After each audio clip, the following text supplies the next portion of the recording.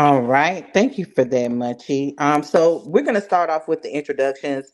We have four gentlemen here in box two, box five, box six, box seven, and we'll allow themselves to introduce themselves. If you could try to keep your introductions down to 2 minutes so that we can get into the bill, I greatly appreciate it. And also, we'll go to Ruby so she can explain what her role will be here as well. We're going to start with you, box two, Fusion Design.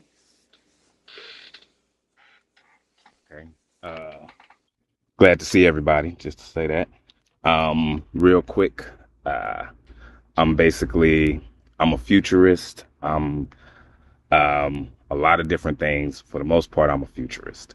So I think things out in um, strategically implementable ways and functional ways in society and life.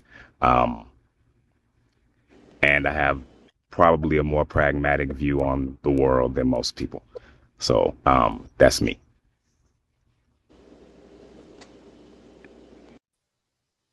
All right. Trolla. Okay, my name's Troller. I know I don't need no introduction. I'm the magnificent, significant, everything that y'all not. No, I'm just playing. I'm Troller though, and I'm here to represent the reality or the spectrum of today, and the geopolitical spectrum, basically on that behalf. Go ahead, Gmo. Gmo. Okay. I'm J-Mo, aka the year-round Grinch, aka Elohim. And what I'd like to bring to the table is that I like to make people laugh and I like to make people think. Um, use their critical mindset and try to be very practical. So that's pretty much my approach that I take on any view. So I try to be as liberal as I can and fair. So that's pretty much it for me. Osara, what's on you, big dog? Well, I like to talk for like 20 minutes on end. Uh, that's only because I love conveying the truth. That's what I bear allegiance to. And I like to deliver it just as you all. My thing is substantiation, uh, having our thought processes correct where we can love on each other and throw away the bullshit. So that's pretty much where I'm at.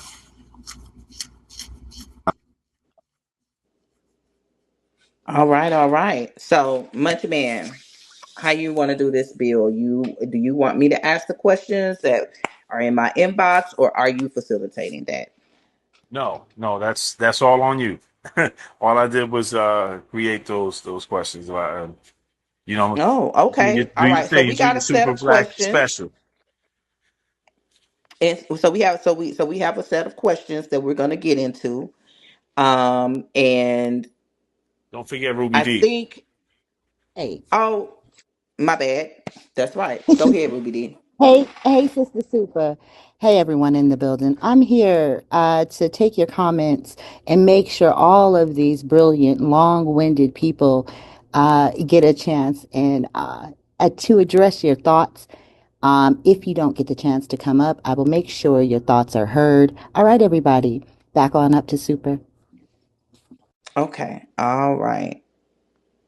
Okay. Oh, get started.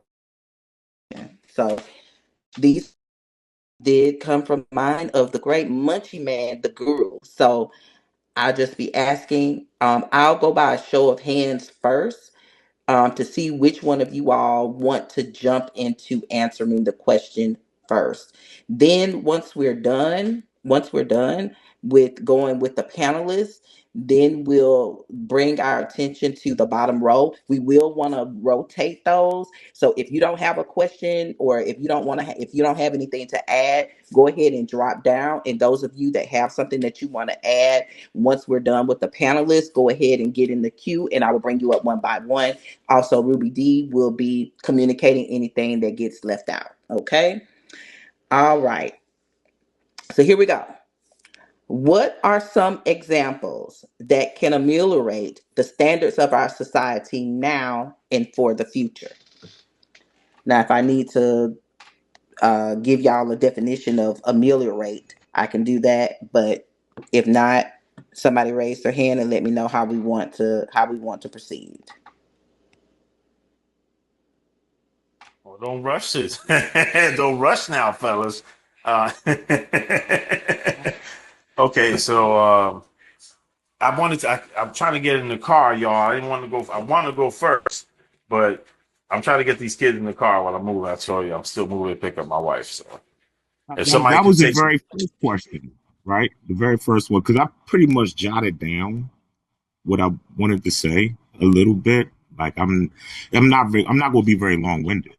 Um, but if people want to like get the regular term of what ameliorate is, I think that probably would help the audience as well. Because Ameliorate. If anyone wants to put this in the comments or It screenshot it really is. quick and put it in the comments. They did Ameliorate already. means to make something bad or satisfactory better. So something that is currently in its current state is bad, but you're making it better. So to ameliorate, I'm going to ameliorate this recipe for oxtails. okay, I'm going to make it better okay, because of, apparently the first time I cooked them, I didn't cook them right. I didn't do it the right way. I didn't do it the island way, and they turned out bad. So I'm going to ameliorate this recipe for oxtails. Does that make sense to everybody? hmm, Yes. Okay. Yes, improvement. Thank you. Thank you. yeah. All right. Continue. Um, You asked the question real quick. Mine's is very simple. Is stop the consuming of useless goods, etc. Jordans, jewelry, and trying to keep up with the Joneses. Like I think if we was to focus our money more toward, and I know that's hard to say in this society, the true betterment of us melanated people, and it doesn't necessarily have to fall on melanated people, but in general, like I think that we spend our money on a lot of frivolous things, stuff that just temporarily makes us or feels better at the time, but it's nothing long term. So I think that if we was to divert our resources, not just money, but resources in itself, I think that that would make the whole situation an improvement, in my opinion. But I can end with that. All right. Who's next? Who would also Repeat like the to add repeat on? the repeat the question Okay. one more time again, please. I will do that for you. Give me, and I'll take y'all suggestions. So give me just a second.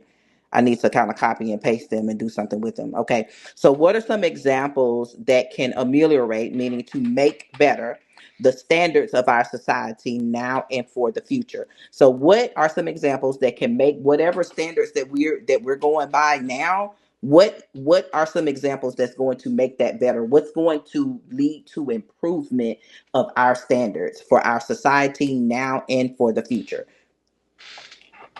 Can we incorporate some moral values? Well, wait a minute, Jabroni, because we got to have the first set of the first five individuals. My fault. So Fusion, Munchie, Trolla, Osaru. I'll take a shot at it since me the other brothers getting things together.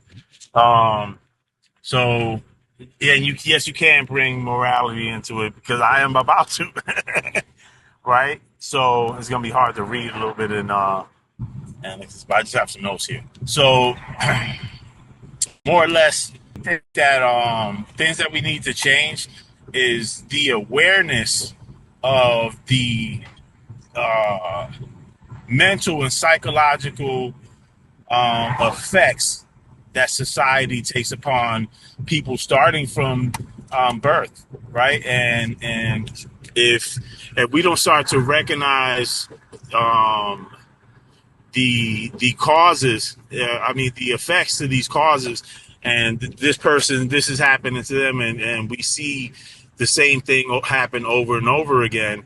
Um, we're literally setting people because of the social morality.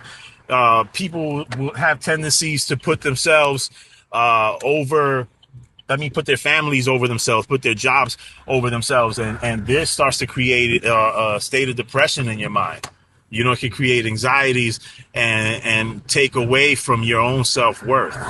You know, and that is something that is heavily pushed in our social no, in our society today. To be a man, you know, and it's so many hats you have to bear, and I get it. We have to work together and make sacrifices for the the consensus of the excuse me of the I can't read my paper. But anyway, so I'm winging it a little bit.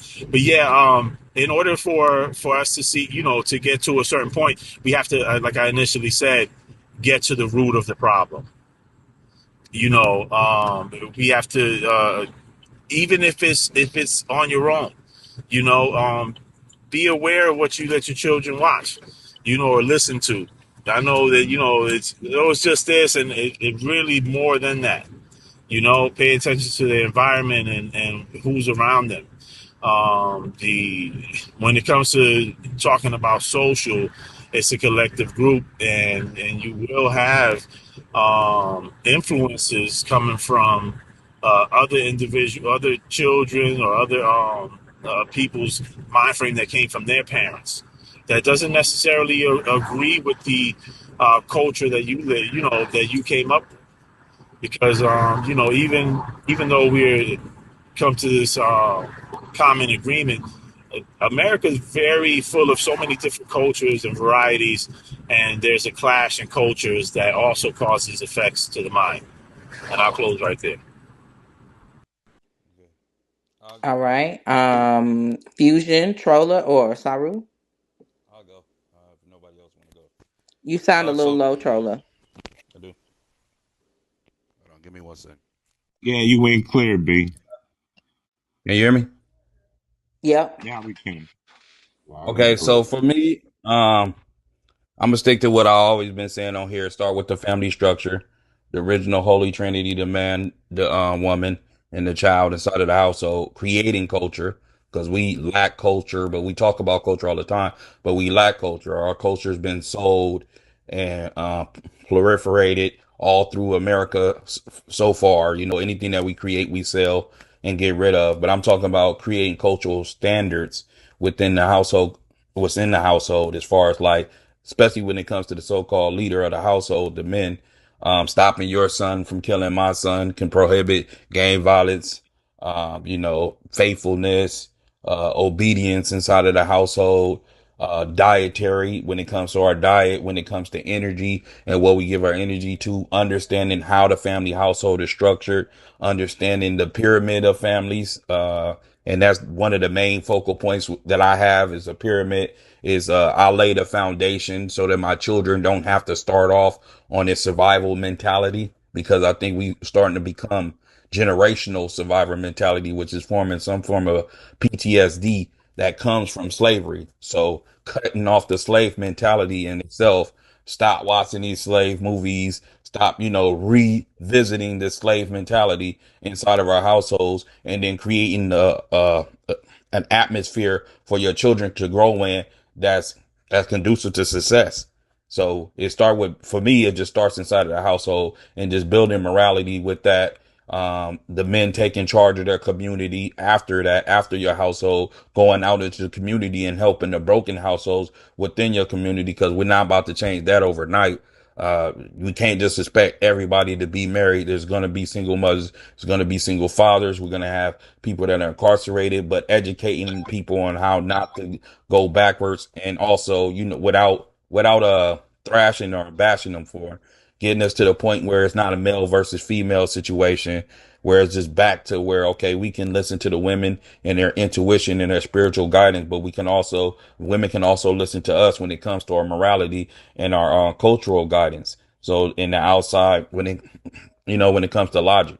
So at the end of the day, to me, it just starts in the household. If we can structure one household, then every household on our street can structure. It goes to the neighborhood, it goes to the community, then it goes to the municipal district. Then from the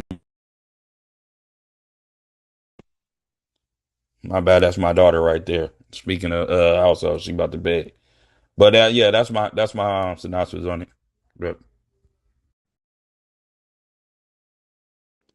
All right. Yes. Osaru. Yeah. I definitely could have hit on some of the points, but thankfully the brothers chopped it down for me. Um, One thing about the amelioration of standards is to know that standards have changed and new standards must be set because the structure change, the systematic changes, technological changes, and the three things amongst those changes is one for that amelioration, you have to know the changes and be able to adjust accordingly. Uh, Two would be self-gnosis, and acquiring and, providing resources.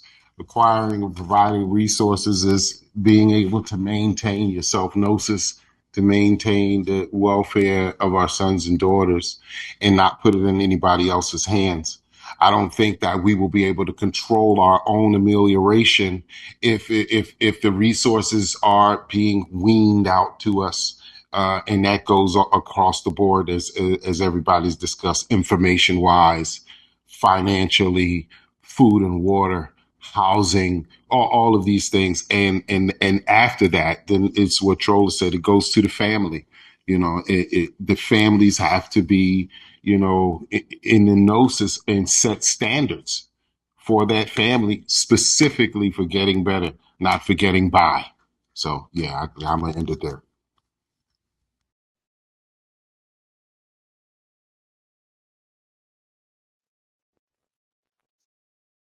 Okay, I guess I'll go.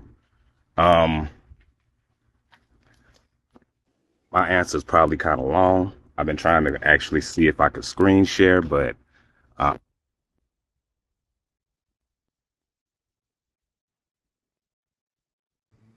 What happened?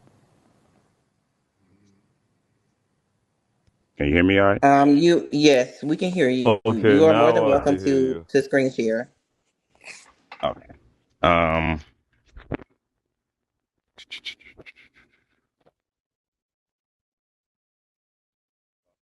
we'll do it like this because my screen share, I don't know how I'm doing this, but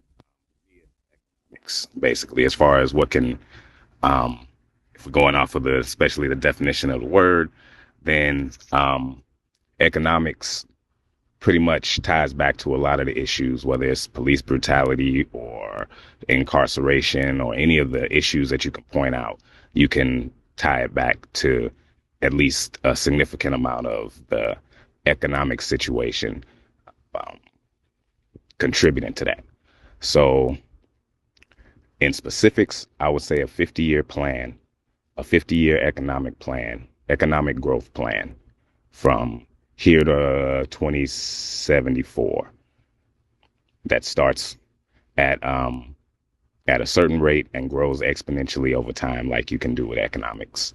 And I'd have to uh, post a link or send something to, if you want me to. I don't know how far you want to go into that, but um, I'll post a link and give a reference in the form.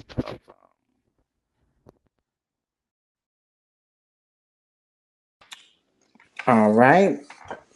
Okay, so you all have heard with what each individual panelist has said. Now we will go to the bottom row. Once you answer your question, I'm sorry, once you ask your question, um, if you provide any feedback, that's fine. If you talk, with any of the panelists, that's fine. But after that, I'm going to need you to rotate off of the panel so that people who want to come up and can actually get in those seats. So only boxes 8, 9, and 10 are for individuals who are not on the panel, which are the first 8 boxes. We are waiting to see if 2 others will show up, which are Native and God Energy. Beyond that, 8, 9, and 10 are reserved for you all in the audience, and Ruby will be monitoring the comments. Go ahead, Jabroni, if you have anything to add. No, not at this. Okay. If you okay, thank Um, you. real quick, if I could just respond to the comments, this is kind of the reason why I put it at 50, because at 50 years, because it's conceptually, it's not a 10-year economic plan, but it's not 100 and it's not a 200 year. You're not looking too far in the future, but you're not doing just right now either. But any economic plan has to start it like a 50-year economic plan is a 10-year economic plan, is a 150-year economic plan. But as a start off to conceptualize it even, and I mean conceptualize it as in place things in the spots where they go, where you need economics, like you need a trust or whatever form that you're gonna um, structure that economic system in, then that needs to be specific. You have to name trustees, beneficiaries. So you need a number to start at to at least start plugging in the actual physical things. Or, and this is a completely open, this whole, my entire outlook on this is actually made really as a framework for input that can be changed, and it is really not even supposed to look exactly how it looks right now once everybody's input is in it. So that's all I want to say about that. All right, Mr. Judge, do you have anything to add? We'll come back to you, Box Uh, Egg. yes, I would like to make a comment and ask a question. The question first is diffusion, and the question I have for him is, in this 50-year economic plan, does any of that include improving the healthcare system so that obesity stops and heart-related diseases stop being the main cause of death in America? Yes. Um, it the healthcare plan will specifically target Black Americans more because there's a specific um, way of treatment and things like that. But yes, that is part of the economic plan. And that's the plan to do that is through implementing technology into the medical field. Technology that's a little bit in the medical field now, but um, implementing it heavily, basically, to cover that, to be short about it. Okay. And so the statement that I want to say before I get off the panel, because I think what you guys are trying to do is actually fantastic. It's organized. It's very well done. So I applaud to Munchie and the host because I think this is being done very well. Is that when asked about the question, people brought up moral standards and what have you. My comment to that is, I understand why people say, well, we need to change, we need to implement, we need to change the social morality, but I'm all I have to say to that is I understand why, but ultimately at the end of the day, it's a wasted effort because you can't force people to conform to one set of moral standards, which are ultimately subjective. So conforming to trying to get people to form into what you believe to be the model moral standard is a doomed expedition from the start because even no matter what argument you make, no matter what basis you put it on, people simply aren't going to listen. Thank you all for your time, and it was wonderful to hear your guys' perspectives. Hey, but Judge, did you hear what I said about starting off with your children, your own children? I understand that. Like, so if you go Yes, I do outside of your understand that. household, you're gonna have a hard time changing the adult. You know what I mean? Or I do. creating these year-long programs or whatever it is. But if you can focus on your children and educating them on economics, you can actually start them with the economics, build them a trust fund, do all of these things before they become 18. Like, and if everybody focused on their children, our Mm-hmm. generation is we've already lived our life. So trying to save a 40-year-old, 30-year-old man to me is Mm-hmm. benign. But you Mm-hmm. can teach that 30 or 40-year-old man to teach his children something different. And that's how I look at it. Like, Well, I get what you're I mean, saying. I hear what you're saying, and I do agree that you should, as a parenting skill, focus on your children. And for a great many individuals, you may get them to change out of an idea. However, a very important thing you have to realize, though, is that even when you raise someone to act a certain way, that's never guaranteed, no matter what you do. And I'm a living proof of that because I went against my own upbringing from being Christian, which is the typical norm in America and my own family's household, to being atheist. And it wasn't due to what anyone did to me. It wasn't due to the fact I wasn't taught the Bible right. It's It was not the simply due same. to the That's a fact belief that, system. well, morality is a belief system. And I'm saying that, and what I'm saying is that you can teach people morality, you can try and mold people to be the way you want to be, and some people will listen. But it will always be a So, universal so fact what's that the not everyone solution? will. What's the solution there? Do not teach our children to have more, better moral standing grounds. Not give our children trust funds. Not teach our No, children not to go outside and shoot other children. Not to teach our no, children that gangbanging is not the way. Not to have our no, children think that they should listen to a rapper and follow in their footsteps instead of following your footsteps. Not to be a pillar inside of your own household. This is what I'm saying. So there's no no. I opposition agree to with that. So you. it's a simple, I yeah. agree So with it's you. a simple. But No, what I'm I'm not telling you disagreeing is with you or that arguing with you. I'm just what letting I'm you know telling you, it's sir, a is simple that thing. looking for a universal answer in morality, or any universal answer, you're going to be disappointed. You can try your best, but ultimately, people are their own individuals at the end of the day, and who they become is up to them. You can give guidance. I'm encouraging you. I'm not saying everything you said, I'm not saying don't encourage.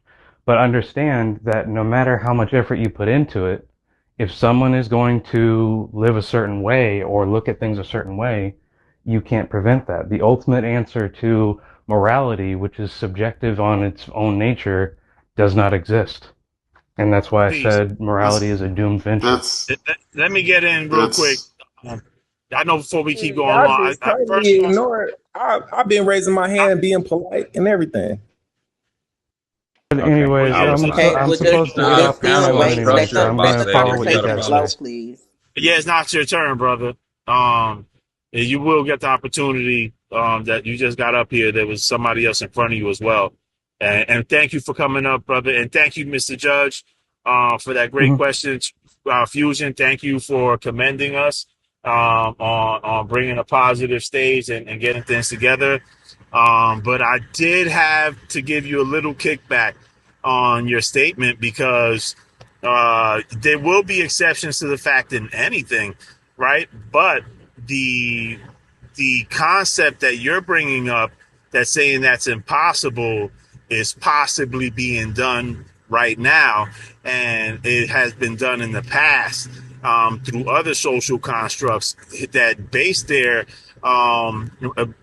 the consensus came to these moral constructs because of certain belief systems or whatever else they had in play. So, the morale, whether you got it from your parents or watching some TV or newspaper or seeing people on the streets, however you gather your morale, when it comes to the society at large, yes, it is heavily influenced by one particular set of morale basis, and that is the foundation of what like Christianity or the Bible. The Abrahamic Bible is one of the foundations of the American morale social construct, and how you can be condemned. And so I just wanted to show you how what you're saying that can't be implemented is being implemented right now once again, and has been implemented in the past and will be implemented Well, in the future. What we implement is the next question. well, Yeah, number one, I'm morality. just simply Morality raising is the is point that, subjective, though. You switch it right, to I'm just morality when you were emphasizing the talking point about that societal because you whatever trying to. moral standard you try to set, I'm not denying that you can get a lot of people to join it. I'm not denying that. But even the so-called, even Christianity, all these other ideologies that you bring about, there's no universal, everyone jumps on the bandwagon to it. As you said, there will always be exceptions. Saying we need to change the standard, we need to create a new standard. You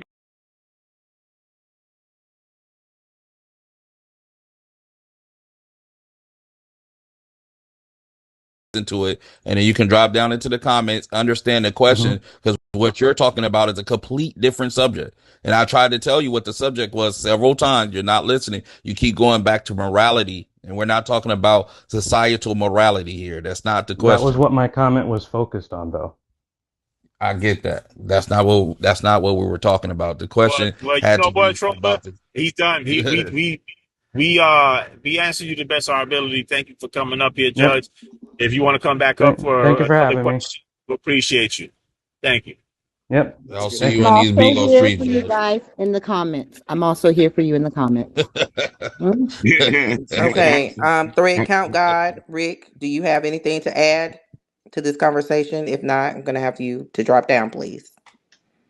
Oh, you need the box? Yeah, damn, my bad. I was kind of occupied.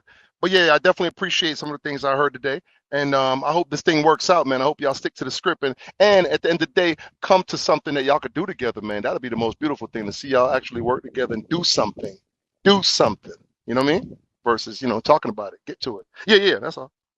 I agree. Yeah. Yeah. All I'm right, raising my Bob. children.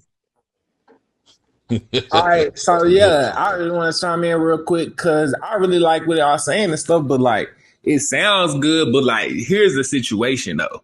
We live we live on a predatory planet now.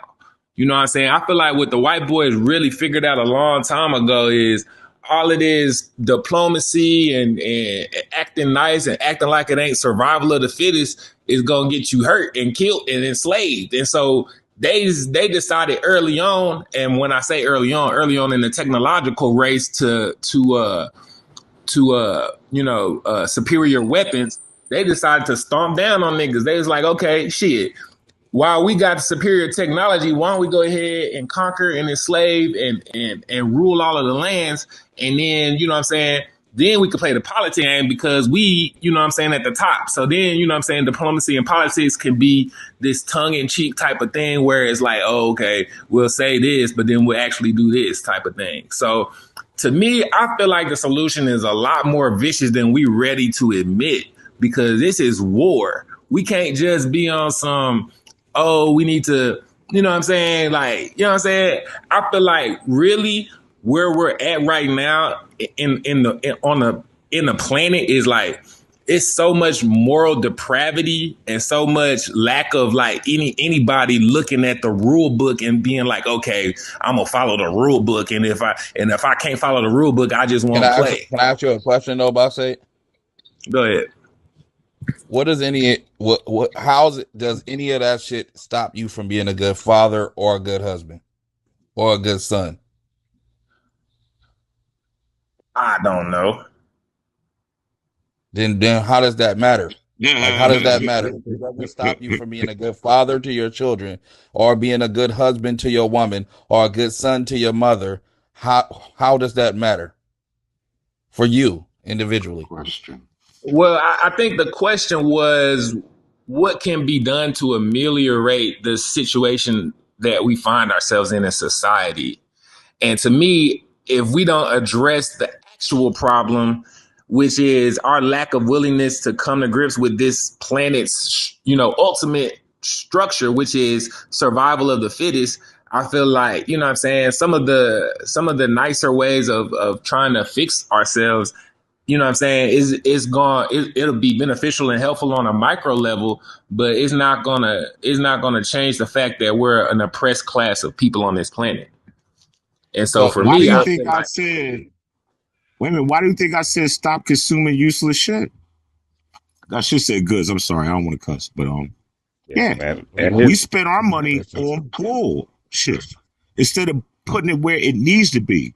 We spend it on ourselves and luxury and being lavish and living outside. A lot of us out of our means. What my man used to say, live the champagne life with 40-ounce money. I guess where I'm yeah. really coming from is I feel like they employ aggressive tactics of war against us. And in response, all we do is try to figure out how to cope and how to make the best out of it instead of fighting back, instead of employing tactics of war. I feel like we need to be adversarial against our enemies, and we need to create situations where we can, you know what I'm saying? It sounds harsh, but where we can plunder their ass, where we can get back So, by any means so necessary let the resources that we need so to be so let to me be ask you whole. some let me questions. So can go I ahead. ask a question? On mute. Can I ask him a question? Go ahead, Because sir. thank you. Because what active warfare are you are you actively in right now? What active warfare have you been in? It's not a question for your validity or lack of. The question is, what active war are you talking about, or prospective war that is to come, that you are preparing for? Because all of these small details that we're giving of organization works towards a big picture. And to speak as if we have no agency, what we're actually doing, what happens? We're just going to grab our guns and be savage. You've expressed the technological advantage that those who would be considered our enemy may or might have. So that goes out of question, one, to talk about that type of tactical thing here, and to basically organize the mind and the structure within which, if any attack is present against us, we'll be prepared. Because it's not the most intelligent that wins the war. It's not the strongest that wins the war. It's the ones that can adapt and survive. And that does always go to those who have the best weapons. Look at Vietnam. Look at little tiny Vietnam.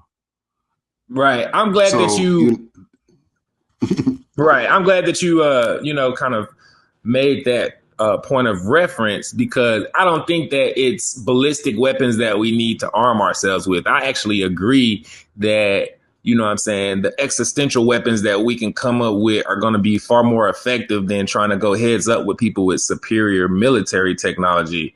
And I feel like even though they're using military technology as that big stick to keep people from, doing too much, they also employ a lot of passive war techniques as well, including Wait, who is they? propaganda. Who is they? They, when I say they, I'm saying the ruling class, the top 1% of people comprised mostly of, the white Caucasian power structure, or whatever you want to call it. So you saying like the Rockefellers, the DuPonts, the Bundys, they out in the streets with guns, shooting Real, shit real down, quick, bro. they creating shit Like just to hope. I'm trying to figure it this out. is Go ahead. this is what I'm saying, bro. That mindset is gonna be. I'm gonna just go ahead and this because it's certain mindsets that's not even. It's not even relevant. It's not even a useful, functional way to look at things. Like if you're trying to build something, then you're trying to build something. Your builders look at materials and resources that are around to build with. If you actually want to, because even after war, that you still got to, even when you have war, you got to build even more after war than you did before you had war. So even if you believe in war, then you still believe in building this at some point.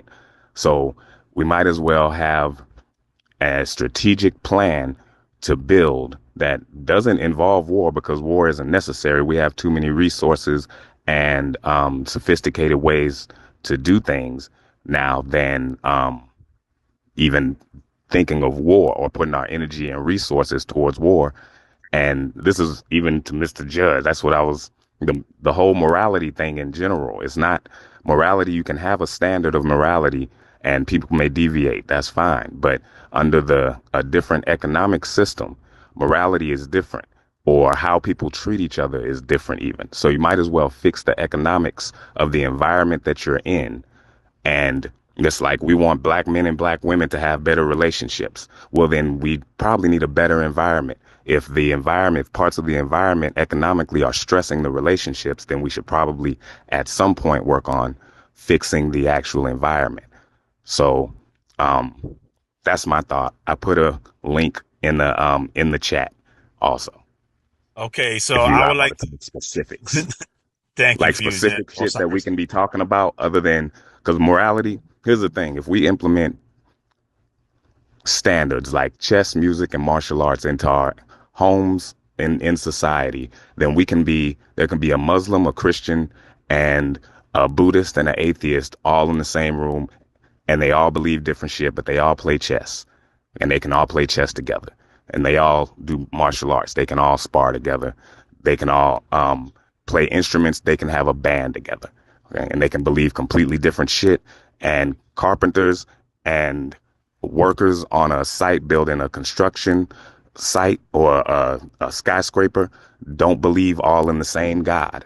Okay, they have a job to do.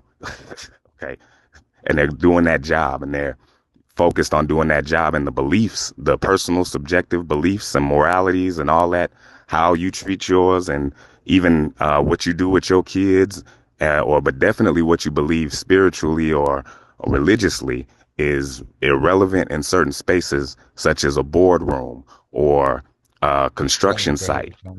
Okay. No So doubt.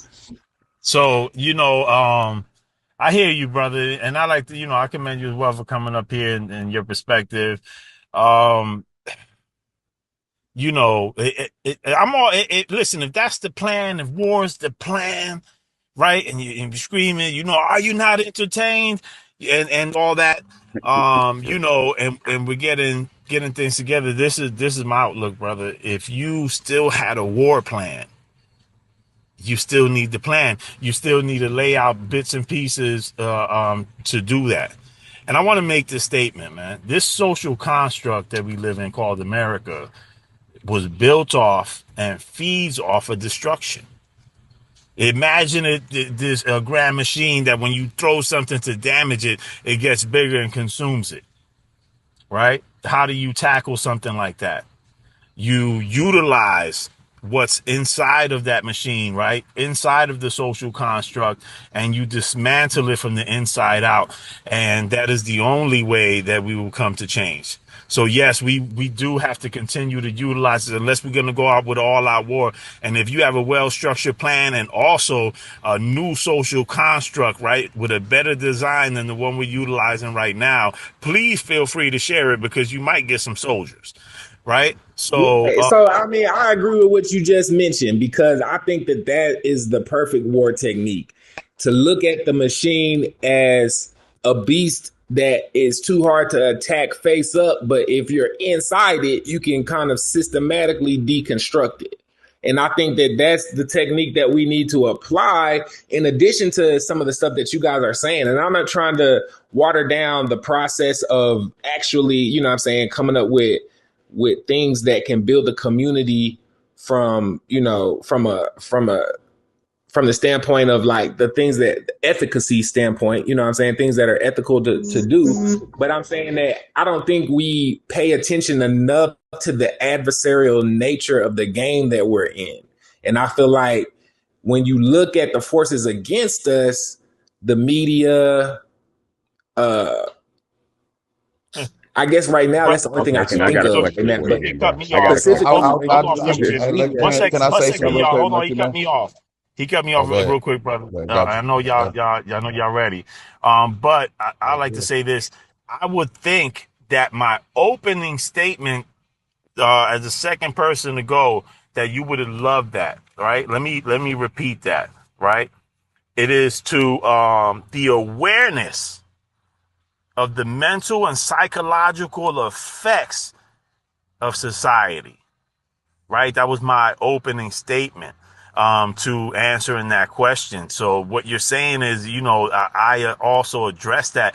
I am utilizing some of what you say will be the war tactics as a means of getting ahead. And you have to look deeper into what we're saying, brother, and don't think that because, hey, Osiris, man, peaceful don't mean what? What it don't mean, bro? Because I Bitch, forgot. bitch, Right. bitch. You Exactly. know what I'm saying? So, and we'll leave it there, man. You know what I'm saying? I understand you, brother. And y'all go ahead, bro. I'm going I on mute. get the energy The on it only and reason why everything, I but asked you who let's. were the people you were talking about, right? Because at a certain extent, some people start to sound like the people that they're talking about as well. Like the people that you declared your enemy, are you starting to sound more and more like them? Or are you starting to sound like your original self? Are you going back to what's indigenous? Because I don't think Mm. that the way your mindset is, it's the same way the mindset of the people who came and colonialized this country. They had the same mindset that you had. They felt like they were at war. They were racist. They pinpointed a race and they targeted those people and then they enslaved those people. So to me, white supremacy works in a crazy way to where it can turn a black person into a white supremacist easily. And the way that they start thinking, they'll start thinking like them and start acting like them. War is a solution for people who can't come to reasoning. They have no other solutions. It's the last resort. Is when two people can't think it out. If me and Daz have a problem with each other, the last result is for us to fight. But if me and him are intellectual and me and him can talk it out and come to a better agreement, that would be preferable. So me and him, I don't have to hurt his children or take the father away from his children. And I think when people start talking about war, they don't really understand that war also could come with death. It could be very well synonymous with death. And if you talking like that and you creating that atmosphere inside of your brain, if your brain is consistently thinking that you're at war with a group of people, you really at war with yourself. And like that's what I was saying. Sometimes you got to look within yourself, look inside of the mirror. We can come up with all these theoretical ass solutions and all of this stuff, but inside of your household, if the atmosphere ain't peaceful, then you are at war. You at war with yourself though. You at war with your own household. Your atmosphere needs to be peaceful in the house so that you can take that peace out to the street. It has to start there first, because if you don't have peace mentally, then you're not going to have peace at all. So when you mentally said, I feel like we at war, my brain is focused on war. And I think the Muslims have a quote for that. They call it Jihad al Nas, which mean the war within your own spirit. And that's something that I did take. I don't believe in religion. Everybody knows that with me, but I do take bits and pieces from uh, theories. You know what I mean? And when it comes to that, I do believe that's a major thing within, especially our black community, is that we have a jihad al nas. We have a war going on within us, and we're battling with these demons within us to figure out where our place is in society. And sometimes that is pointing other people out and making them the problem when it could clearly be us that are the problem. Like you are the problem. So like if you can figure it out to where you mentally are not at war, and then you can come and find a better solution other than war first, because war should be the last result. Right. But even if it's the last result, it's got to be an option when there's no other option. And to me, what you're saying sounds cool for an individual, but like society as a whole is suffering from a lot of uh, amoral, predatory practices. You know what I'm saying? And a lot of them derive from capitalism. I feel like capitalism kind of Uh, incentivizes people bro, to go. society is based on Okay. individuals. I feel like capitalism Why we doing incentivizes this? people to go too far as it pertains to, you know what I'm saying, securing Capitalism resources. is And it Okay, got to the committed point to so where by so individuals. one moment, sir. So we're just on the first question. We're just on the first question. So we're gonna have to Yeah, wrap that's this crazy. up. Yeah. I told y'all. Uh, Listen, man. You we're know, just on the first question, and we have This 22 to go. conversation right here has And zero to do so with the I first would like question. Des to go, and then Ruby D to wrap up the comments for me, please, if y'all don't mind. I'm here for that. Absolutely. Listen, I've been I, going through there. I haven't had a lot of comments so far or questions. Okay. There's been a lot of Okay. Well, let Des commentary. let Des go, Ruby. All right, go ahead, Des. yeah, word. I was wanting to put throw my little nickel in on the question of how to elite, how you say that? Ameliorate? You're right. Ameliorate. Yeah. Ameliorate. Um, Improve. I feel like truly that the thing that we've moved away from, and I'm a little shocked to not hear Troller kind of tuck towards this, but he did say something that I'm absolutely in agreement with. We've moved away from acknowledging our symbiosis with the realm that we find ourselves in, the planet that we're on. I think a lot of the ideas that we come up with right now, whether it be in civics, law, relationship, any of the economics, so on and so on. I feel like in these days we kind of put. I'm sorry, I was wondering if Fusion got a chance to speak. Fusion, you want to go before I get in?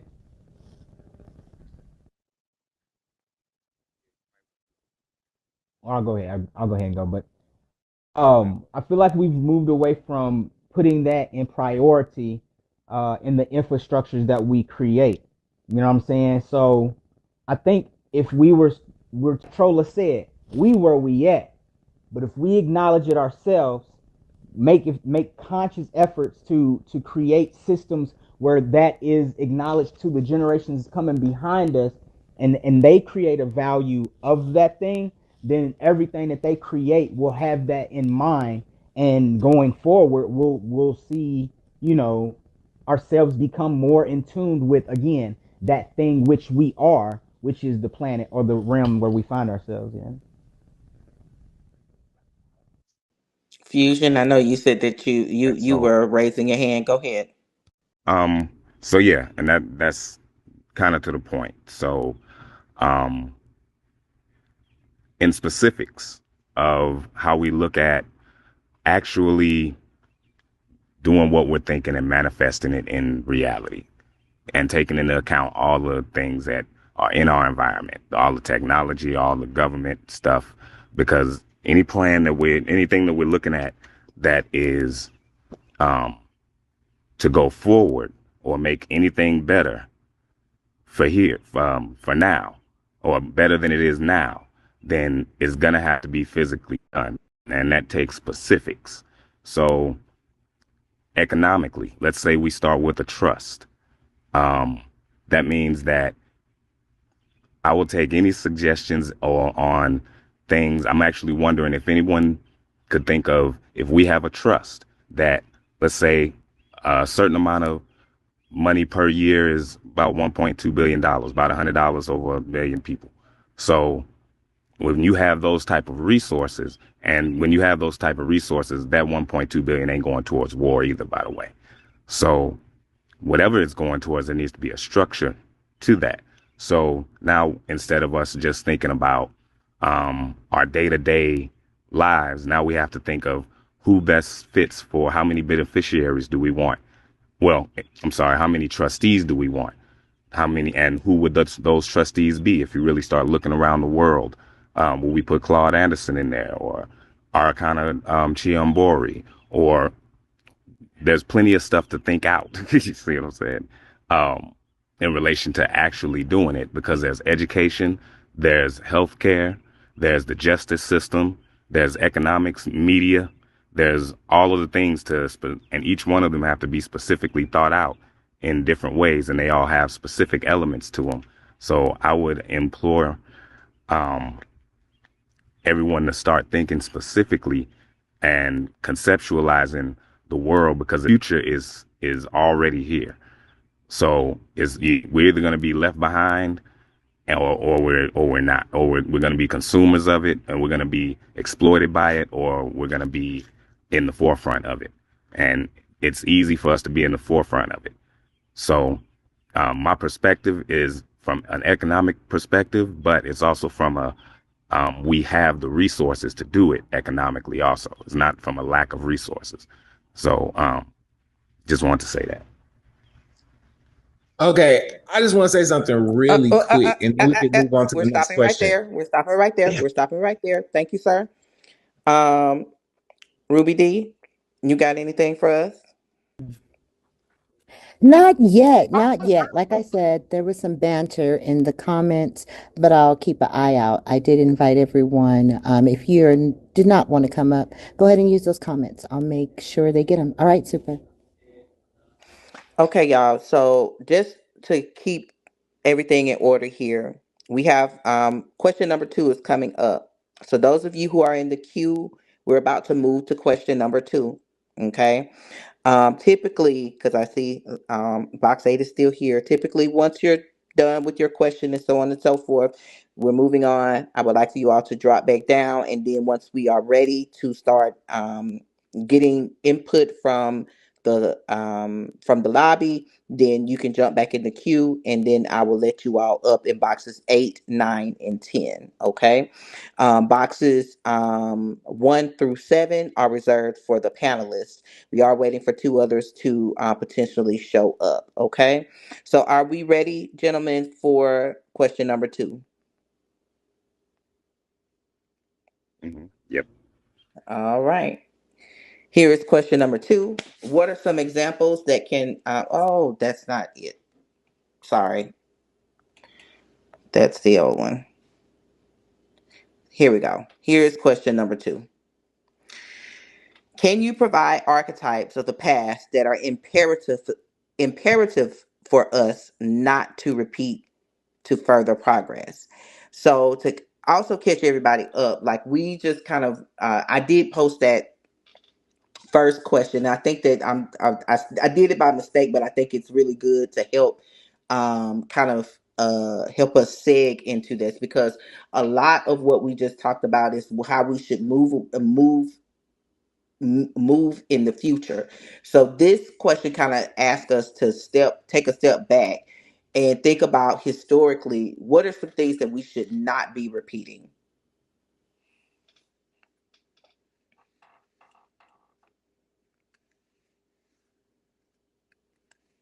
Don't all Okay, jump in there at once. I guess I'll jump in. I guess I'll jump in. I'll go Um, after you. Yeah. archetypes. I would say three archetypes. I would say spookism, the spook archetype, uh, and the henpeck archetype, and the sapphire archetype. Just to completely get rid of those shits because they keep us Can you kind of briefly describe each of those three and what they are? okay. Okay, and I'll be short and to the point. What's his name? Godfrey did a good job when he was like, that senseless type of, slapstick type of, mindset where you are not important as a human no more than you are an entertainer. And you have to put on such a mask to propagate that type of archetype for others to mimic and enjoy, and it keeps us trapped in that mindset. Henpeck will be a weak man. Despite the phases that we go through, you still have to be strong. You have to be a strong man. And Henpeck man is a weak man to me. And uh, when it comes to women, sapphireism, that you beady-eyed fool, and the constant negativity and subjugation of one's sisters and males alike, the negative internal monologue that exists between the henpeck and the sapphire. Um, and all of the spookism, all of those archetypes need to go. And I think that is, and I'm going to land my plane here, that the reason why those archetypes exist mentally is to hold us back. So that's something that we should never repeat, because it was given to us without our own resources. So we couldn't write on our own moral code to propagate to us what looks good to us, because nobody ever said that there would be a utopia. Nobody ever made that claim, nor history reflects a utopia. Not. There's no utopia throughout history, even if you want to say Atlantis and all that shit. Why? Where is it now? Okay, so there's no such thing as a utopia. But when a people can come together with their own resources and based on the generation of their own resources, can make their own moral code, not to perfect society, but to maintain the society as it changes, to have a contrast on what to change. Now that goes back to the first question. So I'm just tying it all together here. So people's moral code, there will be conflict.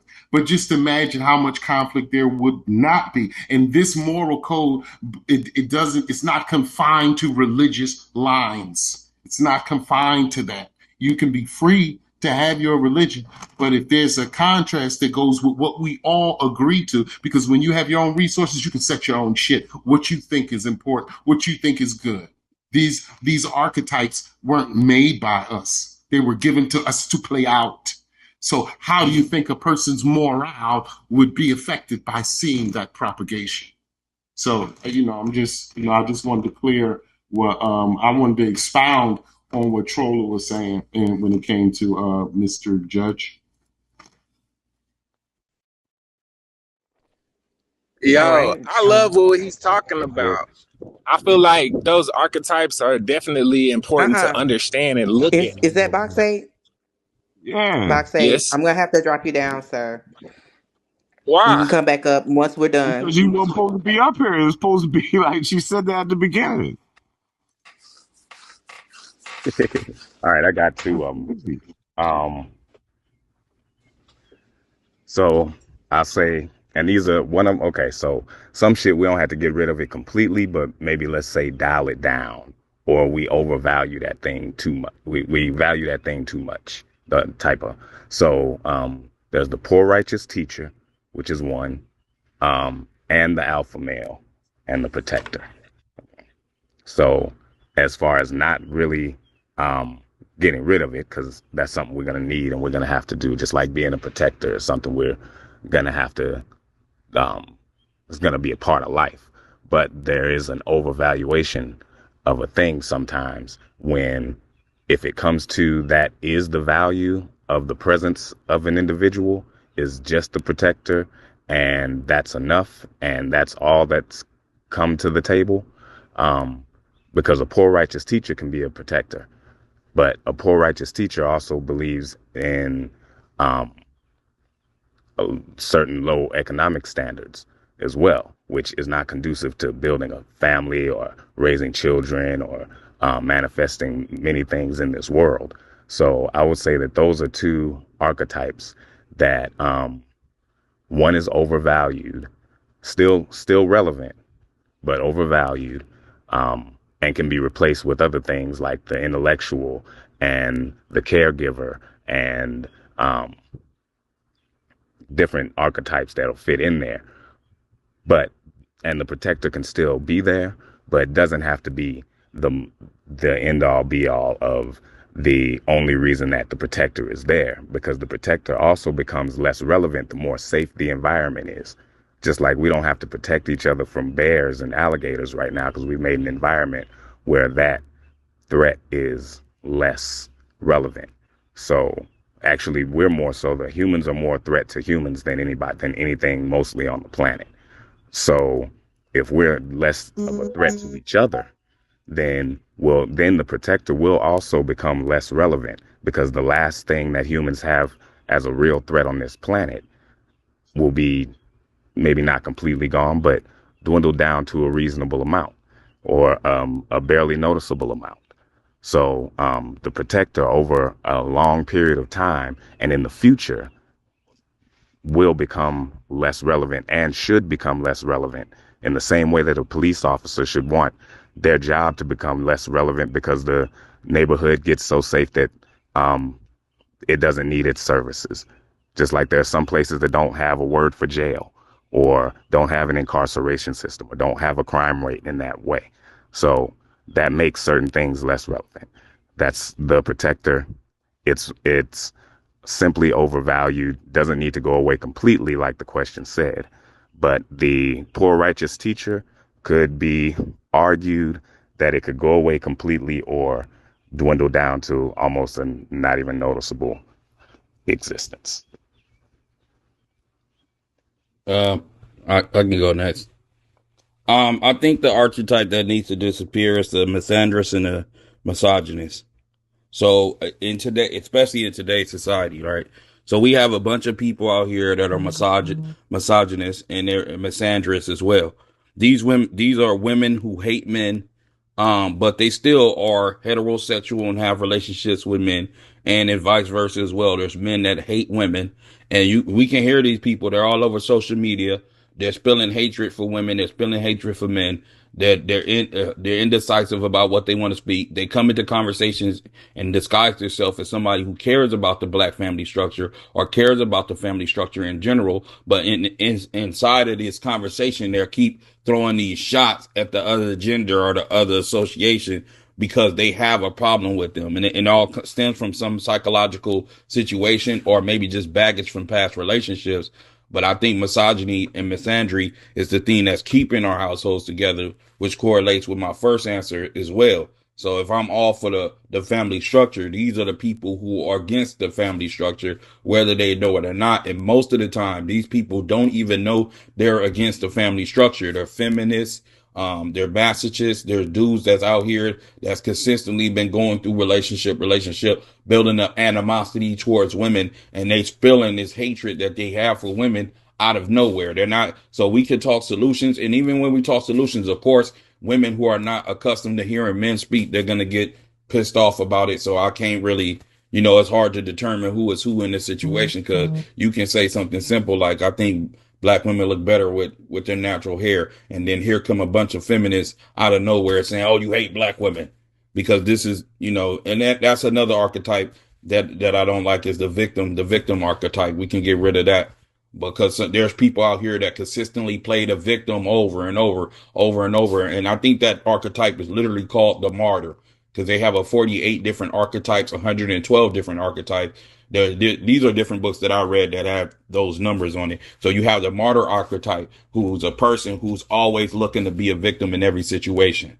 Every relationship they ever been in was somewhat abusive. They were either physically abused, mentally abused, or some kind of abuse, but they're not talking about what they did or how they contributed to the situation. All they see themselves as a victim, and it doesn't matter if the person treated them well or not. They're still going to leave the situation feeling as if they've been victimized. We see this shit over and over and over again. And these victim people, those are the same people that turned out to be misandrous or misogynist. They run around there spewing hatred all over and over again. They've never taken accountability for what they contribute to people, or what they're saying, or what they're putting out there. They do only respond to stimuli. So the moment you get back on their ass about what they're saying, that's when they're gonna project that, oh yeah, it's Chola fault that I'm like this because he did this to me, or it's the world's fault, it's the white man's fault, it's the black man's fault, it's this person's fault, it's your fault. And then I'm gonna answer a question that was in the comments, which ties into this, because that finds yourself into that martyr syndrome.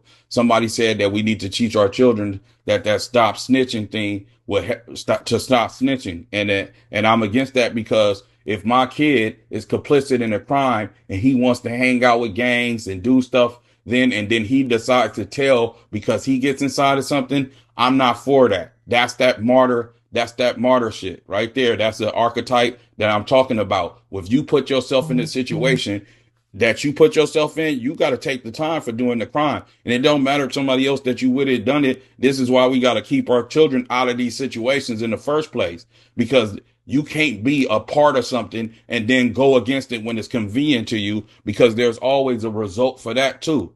And that's, a lot of people do that. They want to play with this street stuff, or they want to look at videos and say, oh, I want to be the drug dealer, I want to be the gangster, but they don't want the results that come with that. And that's the problem. People want to do things, but they don't want the result that comes with it. They rather play the martyr when it's time. All they can think about is they self. So they're willing to throw people underneath the bus and all of this other stuff. So I'm full fledged against the martyr as an archetype, and I'm full fledged against the misandrist and the misogynist. I'm done.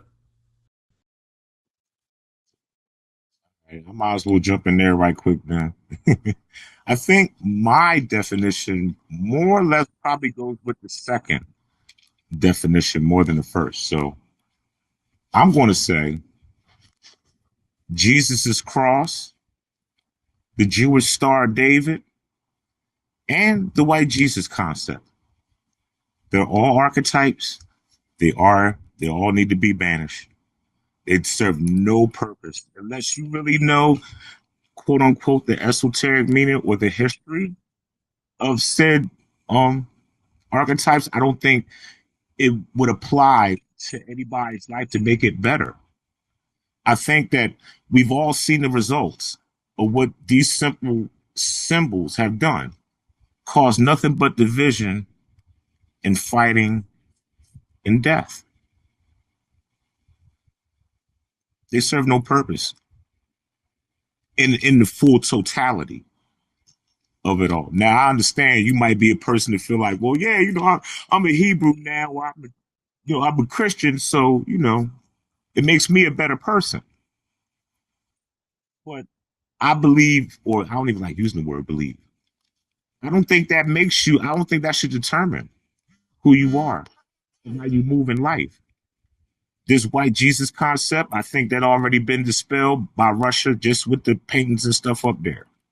We look at that symbol of death and people get misty eyed and boo hoo.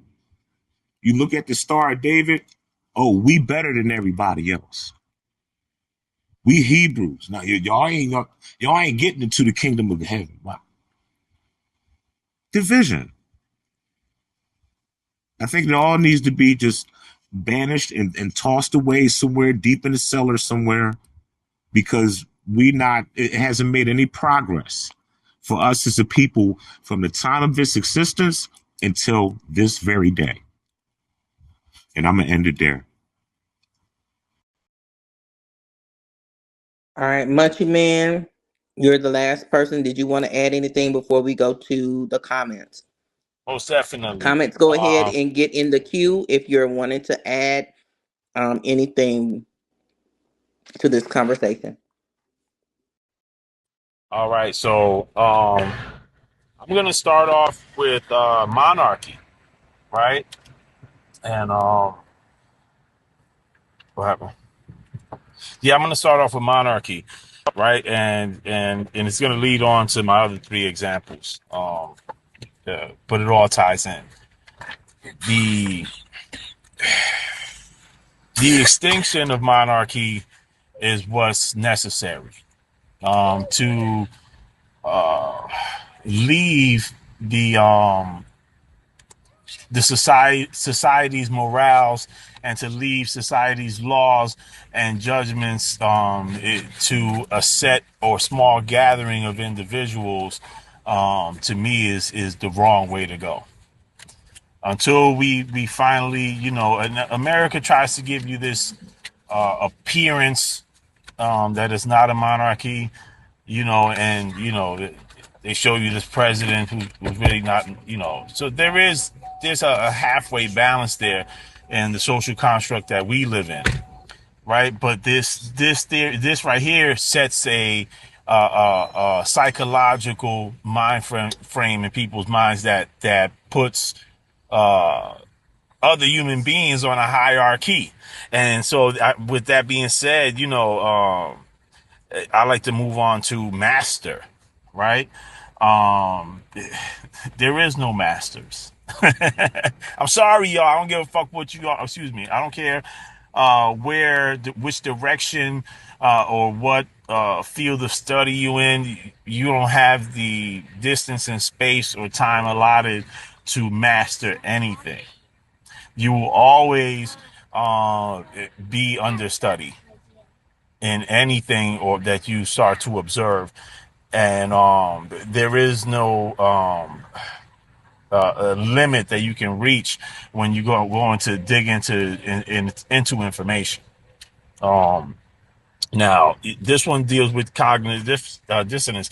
I was saying master in my first example as uh, people who want to enslave others and conquer over other people. But as I mentioned in the statement as well, you heard me speak of people who are the mindset. Uh, I'm a kung fu master, but this other guy came in and thrashed me, and and there isn't a master to set that position in your mind that you can get to this superior point is a clear example of the Dunning-Kruger effect. Shout outs to Cyrus Moore. And that is something that we need to walk away from society. The concept of anybody being at this higher level. I have this college degree, so I'm better than you. And that is not the case. We're all great in our own ways and set with a unique set of abilities that we all possess. But because you have a higher degree in this area, right, of your attribute, then you're better than that other person. Just recognize your flaws is my main point here, and know that you'll be forever learning, and that'll continue to allow everybody to grow. And I'll close right there.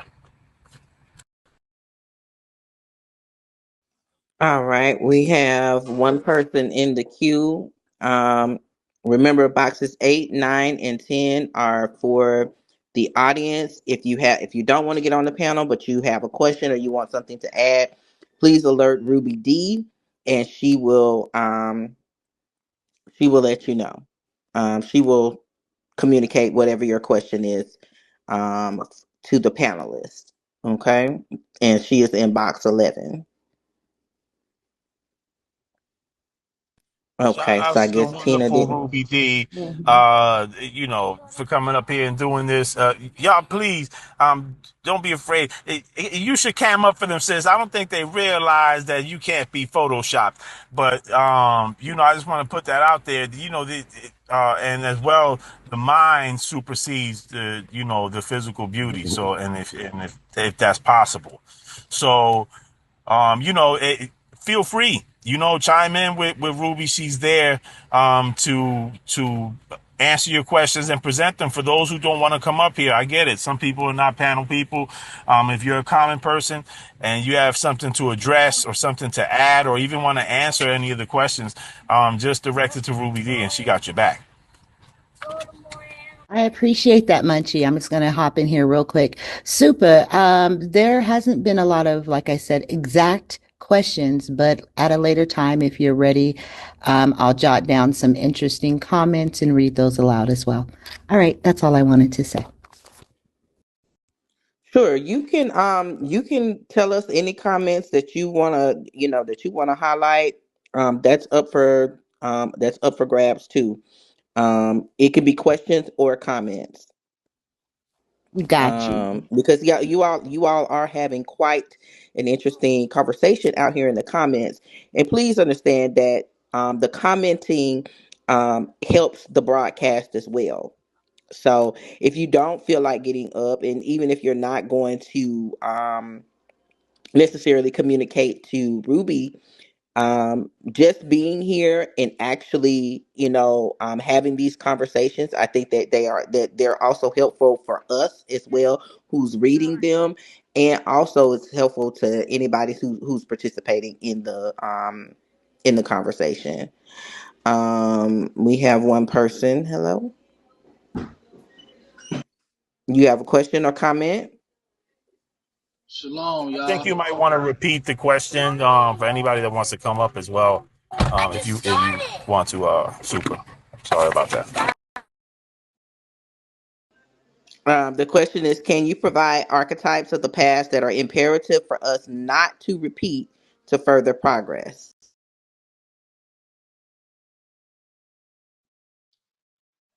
Can we prepare what now? It is in the comments. Can you provide archetypes of the past that are imperative for us to not repeat to further progress?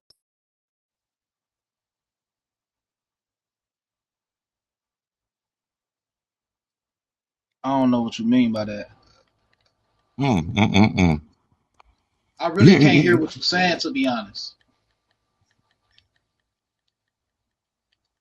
I Well, know I you put said it in the something about comments being also. prepared Or you It's just, or you just through don't understand science. it. You can't wrap your mind around a question.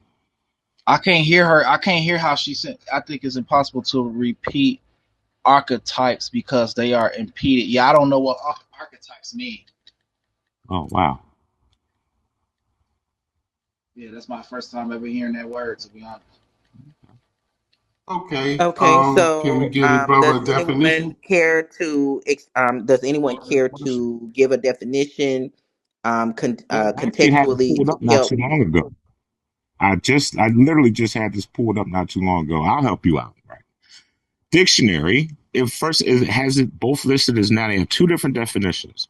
First one is a very typical example of a certain person or thing. And then it gives an example. The book is a perfect archetype of the genre. The second one is what I apply to mine, which is the recurrent symbol or motif in literature, art, or mythology, meaning that these symbols pop up with these meanings and they have multiple meanings behind it, not just one, if that helps you out any.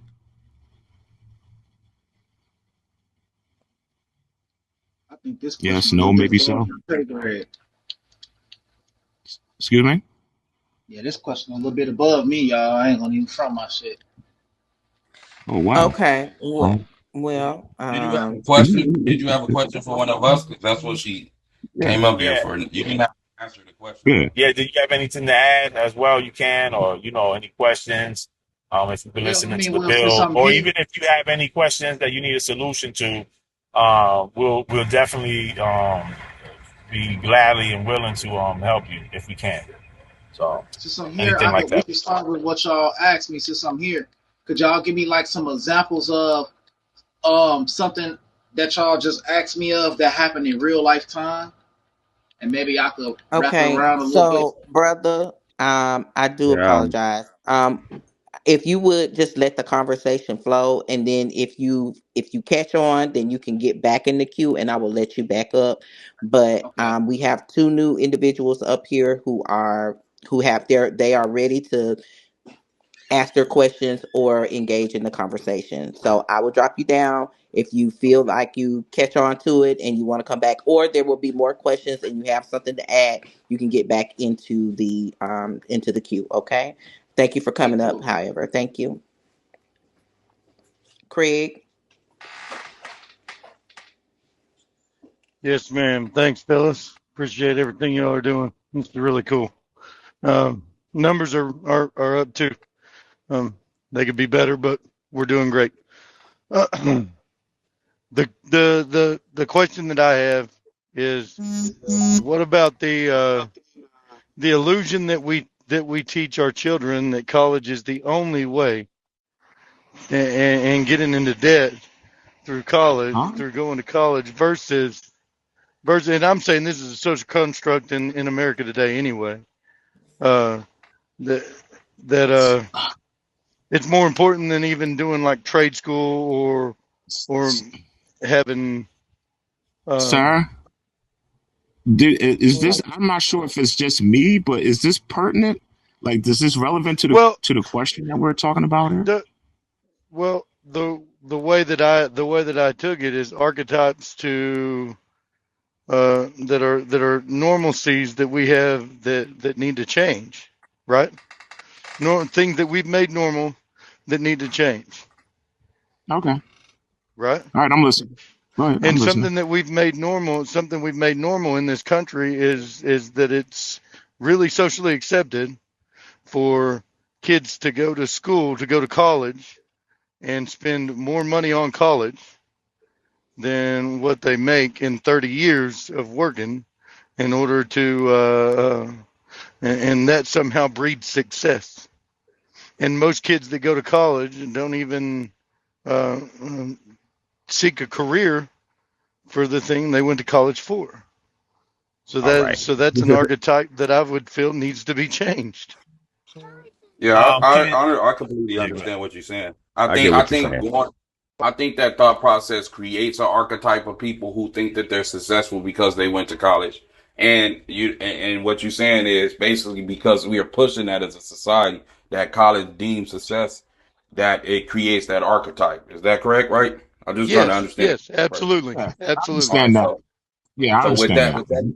with that being said, though, I agree with you. I do think that's an archetype that does need to like disappear. But I don't want to say completely like that it didn't help mold society because they had a lot of people who seek higher education that actually did go through with it, and then they still fit underneath that same archetype that contributed a lot to society. So educated people contributed a lot to every single movement that has ever existed. So higher education is a great thing. It's a great thing. But the thought process that we need higher education to be successful in life is I don't think you can erase that because you do need these people.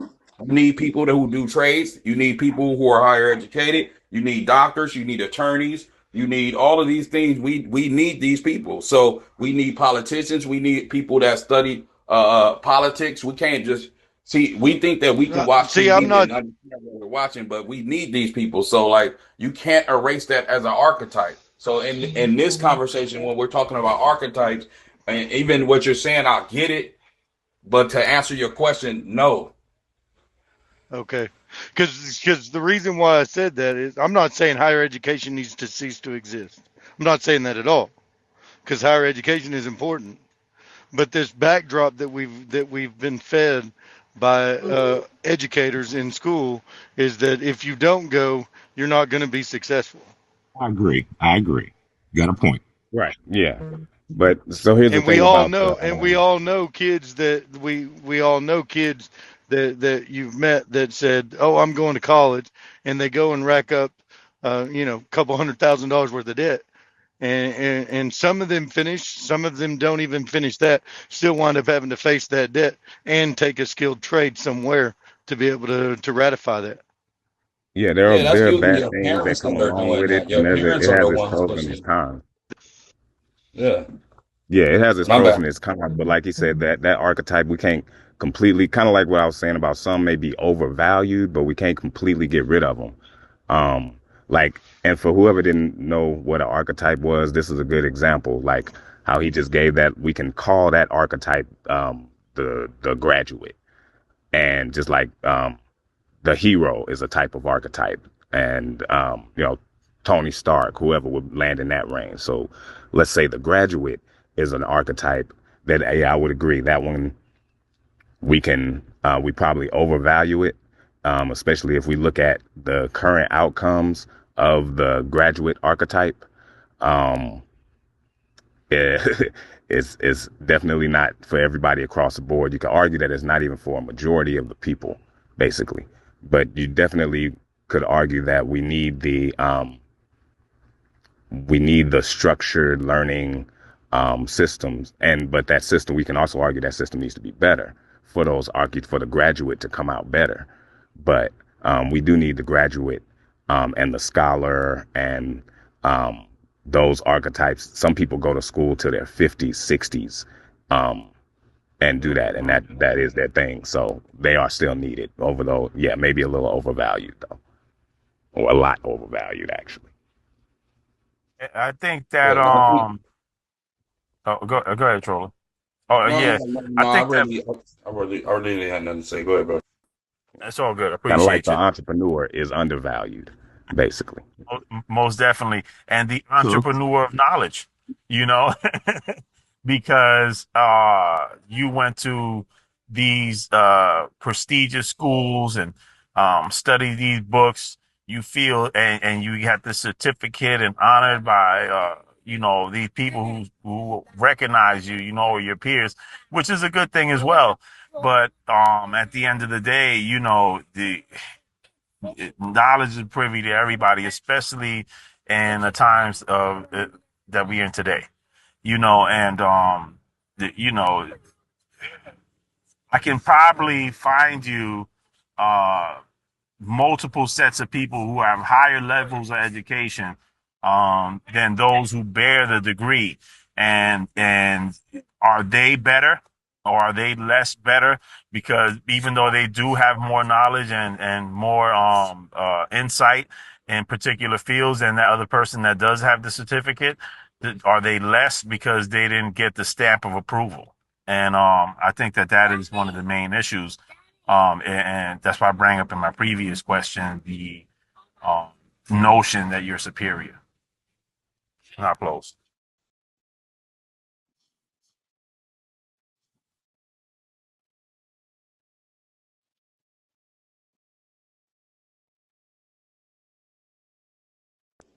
Box nine, Bevel Lord. Yeah, I guess what I wanted to add to the conversation is, what is an effective archetype and what is an ineffective archetype? And I guess, when you look at archetypes that, might be a hindrance to what progress is, what I'm saying? There's a lot of stuff you could point out. But in my mind, when I started thinking about that question, I was like immediately like drawn to the opposite of like, okay, so what would be the effective archetype that would make things better? And I feel like the first idea that came to my mind was like, okay, what does the Christ archetype mean or whatever? Then I started thinking like, you know what I'm saying, maybe that's something that's kind of similar to the martyr archetype from the way that they were describing it, in the sense that it might contribute to people like being too turn the other cheeky and cause, you know what I'm saying? But I don't know. That's my little 2 cents. I was just kind of wanting to ask the panel, what do they feel would be an effective archetype, and then what makes these ineffective archetypes like so cumbersome that they really need to be eliminated? Okay. So an effective archetype would be one like the entrepreneur, the scientist would be an effective archetype as far as society and also what we're talking about building it for the future. Then the engineer, um, even the scholar, even the graduate, actually. This is why I'm saying the graduate even can't be taken out completely, because it's actually an effective archetype in its spaces. So there's a bunch of effective archetypes. The hero, um, and things like the protector, the poor righteous teacher would be the things that are either ineffective or will become more definitely less effective over time. So when you have the scientist and you have the intellectual, the nerd, those are actually the lover, things like that. Those archetypes are effective.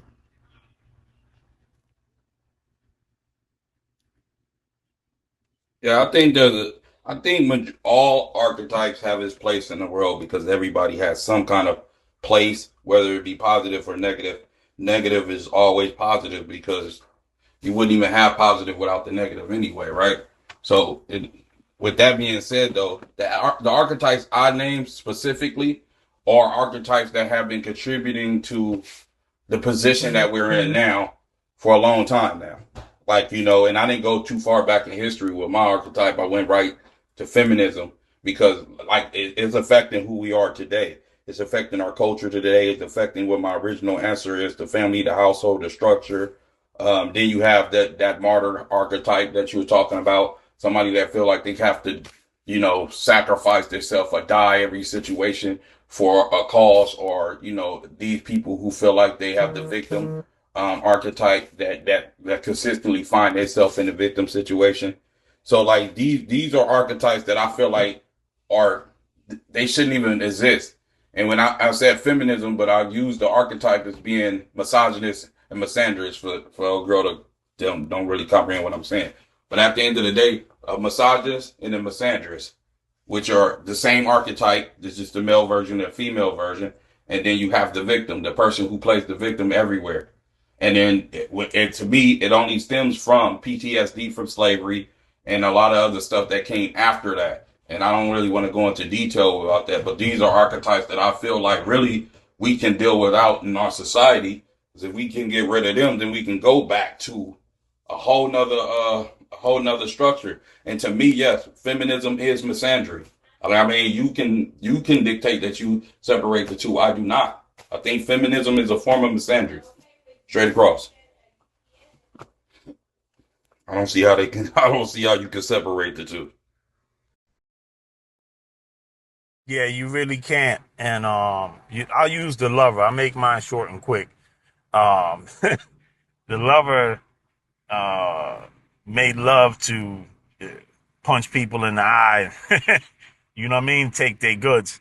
And then you have another lover who, likes to do compassionate things for people, So your question is very subjective, because they both have duality. All of these archetypes have a duality. They're more or less a tool you're bearing. And what you choose to do with the tool, that particular person choose to do with the tools. Now, some archetypes might be a little flawed or outdated, and not might not be a necessary tool that needs to be utilized, because we have moved on to solar power cars, and we no longer use gas combustion. So certain tools would be eliminated, and wouldn't be necessary anymore. And that was my best way to answer it with what I call niggonomics.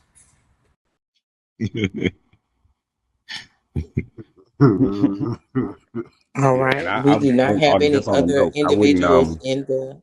Oh, no, just a note. I personally don't necessarily link um misandry and feminism as the same thing, although you may have individual feminists who practice misandry, but that doesn't necessarily mean it would it would be the flip side of misogyny or whatever, but it doesn't necessarily link feminism as a whole, Okay, even though you may have certain feminists that practice that actually clearly. But give me the difference, I Stephen. personally don't listen to two words. Yeah. Okay, give me the difference between the two. That's found. Because feminism is more of an ideology of empowerment for women specifically. Um, but one doesn't necessarily mean the hatred of men. But a feminist can also hate men and can practice misandry or whatever. But that doesn't mean feminism itself is that. That means feminism is this thing, and it comes in different forms when you see it in different people. So I see two different things that are literally one, speaking of women and the spectrum and the differences. I think that there's an I want to say aggregate, but there's a spectrum of understanding when it comes to women and feminism.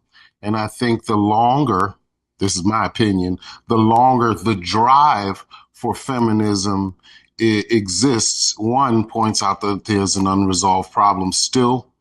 Two, it does also point to the communication and the role change and shift of between men and women, the paradigm shift. Three, it has so many nuances that the longer it goes on, it becomes extreme. And extreme feminism, or feminism that has gone on this long without significant resolve, not change, resolve, not change as change, but resolve as change.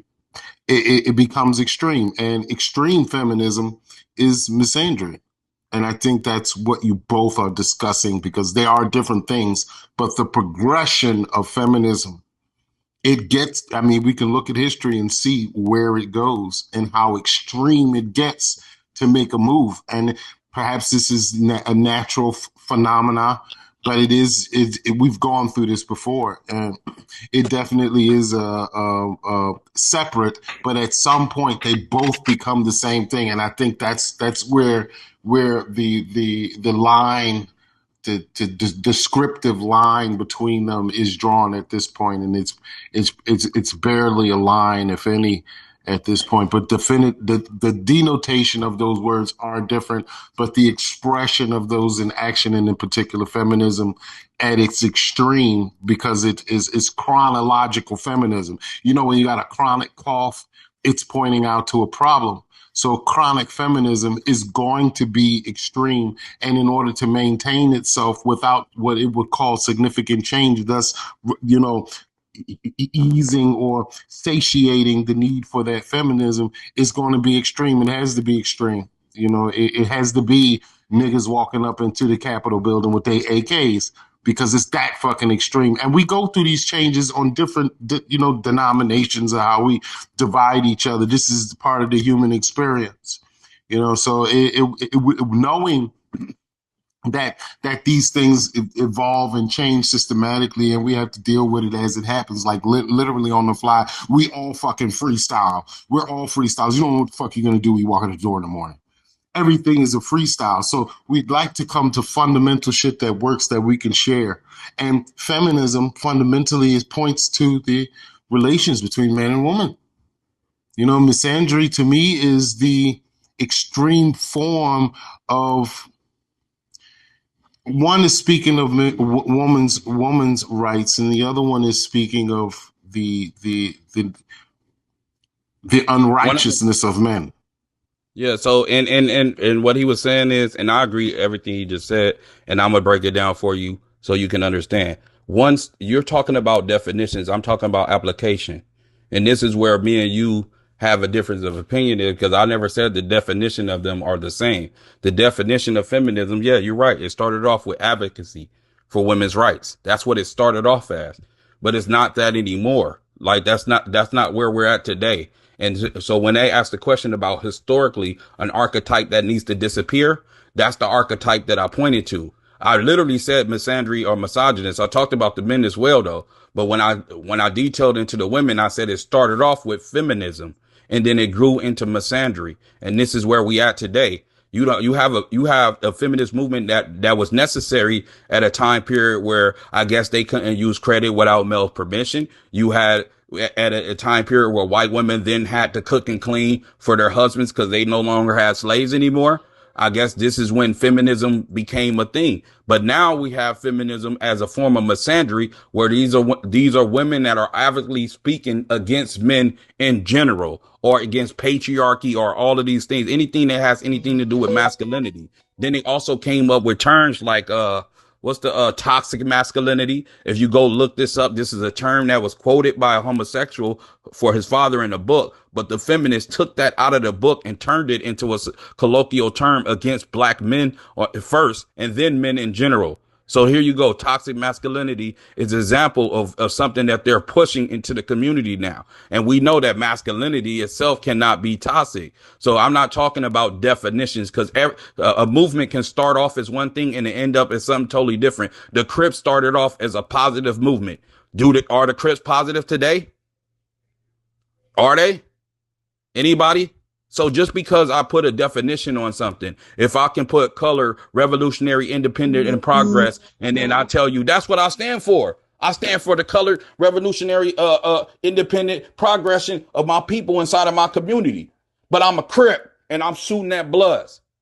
You can tell me whatever you want. You can go back to the original definition and say that it's not that, but this is what it is today, and this is how it's being applied today. So application and application and definitions are not the same. You know what I mean? So just because something has a definition, that doesn't mean anything. I'm talking about, where does this word appear?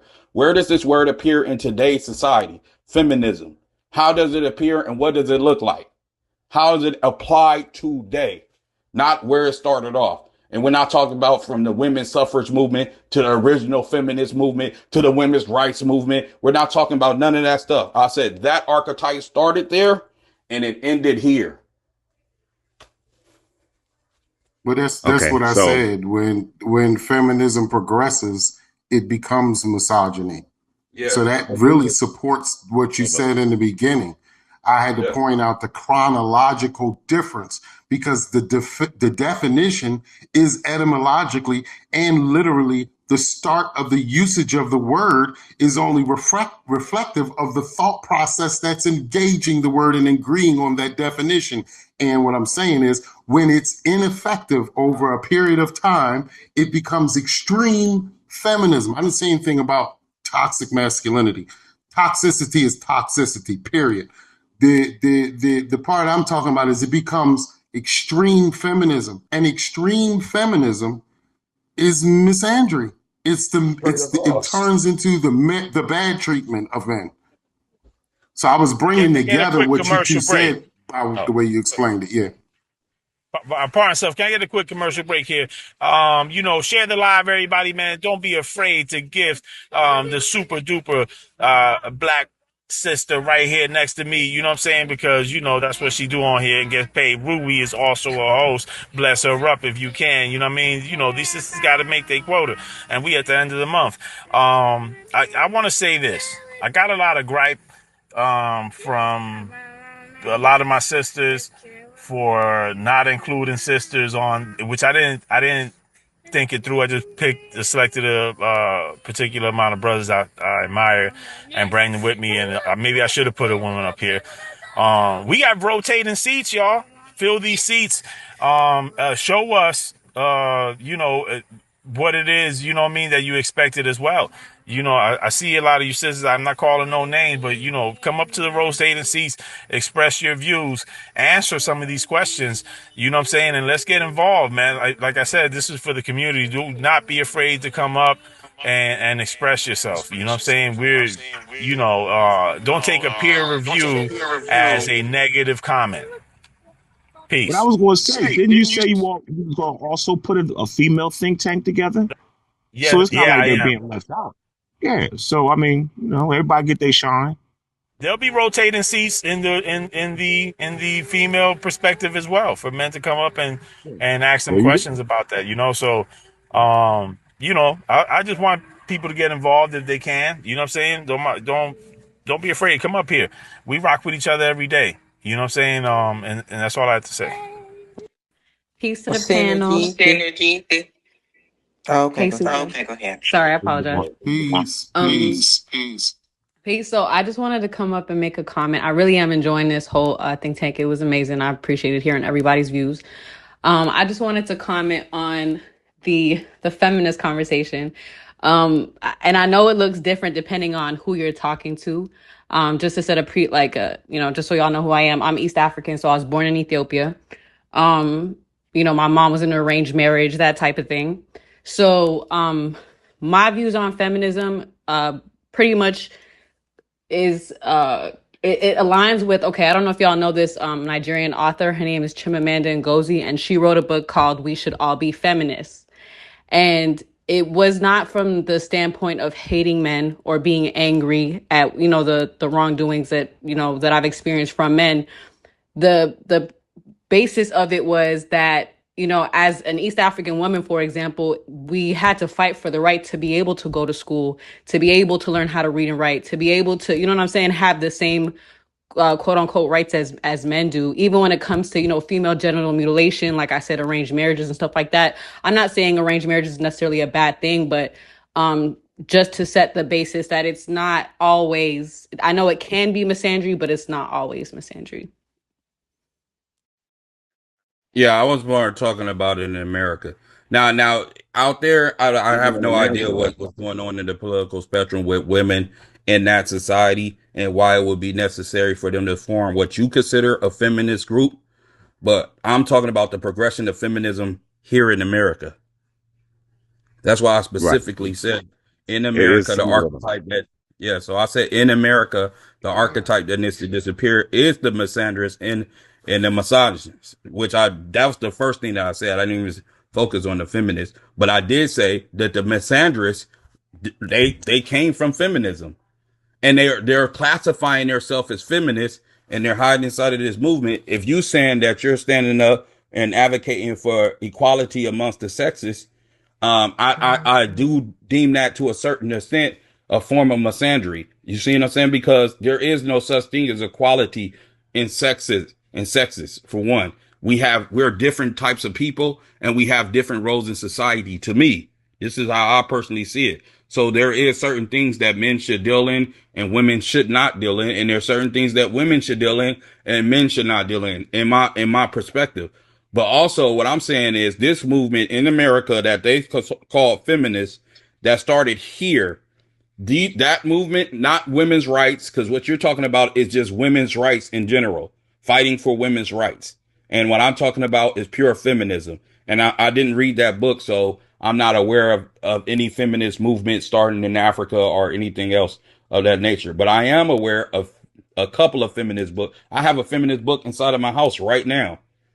You know what I mean? So like at the end of the day, a lot of people who self-proclaim to be feminists, you can ask them to come up. They're at home and show these books on feminism. They don't read about feminism. They just declare themselves feminists. They're not actually a part of a feminist movement. They have no pictures, no movements, no groups of people that they are aligned with that are feminist movement. We can't Google these people with no feminist groups. They're just calling themselves feminists so that they can push misogyny, and that's what they're doing. So since we're seeing this and this movement, I'm talking about it became cultural to the point where the music started influencing this. All the single ladies and from the 90s to now, where it became a movement of women who are disassociating themselves from masculinity to the point where they hate masculinity or they're using masculinity for their own benefit at this point in time where we're at today. And this is something that's cultural for America. So I'm saying, like, in America, that archetype that started that point, it grew to where we at today. And you can see it. It's not even invisible. So application and definition are two different things. I'm not against women's rights. I don't think women should be what is it called, castrated at all in any kind of way in Africa, because I read about that as well. The mutilation of women clitoris so that they don't have no sexual stimulation, Yep. and that's fucking ridiculous. That's ridiculous. But Yeah. I'm not promoting that, and I'm also not promoting prearranged marriages or anything like that. But what I am kind of against is women going into the military now and being a part of the paramilitary troops, or being able to control tanks and all of these other things that they weren't able to do before, or this new rule that they're trying to implement, saying that women can now get drafted into a war. You see what I'm saying? And before, I was saying I had a problem with the voting thing because we were always the ones that had to go to war for this country. That has always been a thing for males. In order for us to even get a loan or a grant to go to school, we had to sign up for the military in case of a draft.